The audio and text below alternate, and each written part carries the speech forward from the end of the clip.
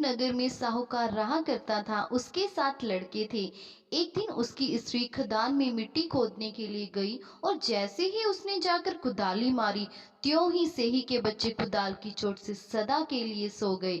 इसके बाद उसने कुदाल को स्याहू के खून से सना देखा तो उसे स्याहू के बच्चे के मर जाने का बड़ा दुख हुआ, परंतु वह विवश थी। यह काम उनसे अनजाने में हुआ था। इसके बाद वह बिना मिट्टी लिए ही घर आ गई और उधर जब स्याहू अपने घर आई, अपने बच्चों को मरा देख नाना प्रकार से विलाप करने लगी और ईश्वर से प्रार्थना करने लगी कि जिसने मेरे बच्चों को मारा है उसे भी इसी प्रकार का कष्ट होना चाहिए। तत्पश्चात स्याहू के श्राप से सेठानी के 7 लड़के एक ही साल के अंदर समाप्त हो गए। इस प्रकार सेठ सेठानी बहुत दुखी हुए और वे घर बार छोड़कर चले गए और किसी तीर्थ यात्रा पर चल दिए और कुछ भी खाया पिया नहीं। इस वजह से वे पूर्णतः अशक्त हो गए और अंत में बेहोश होकर गिर पड़े।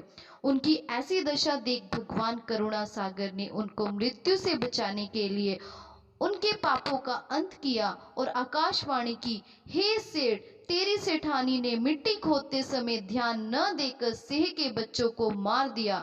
इस कारण तुम्हें अपने बच्चों का दुख देखना पड़ा। यदि तुम पुनः घर जाकर तुम मन लगाकर गौ माता की सेवा करोगे और होई माता का विधि विधान से व्रत आरंभ कर प्राणियों पर दया रखते हुए स्वयं को किसी प्रकार का कष्ट नहीं दोगे तो तुम्हें भगवान की कृपा से पुनः संतान का सुख प्राप्त होगा।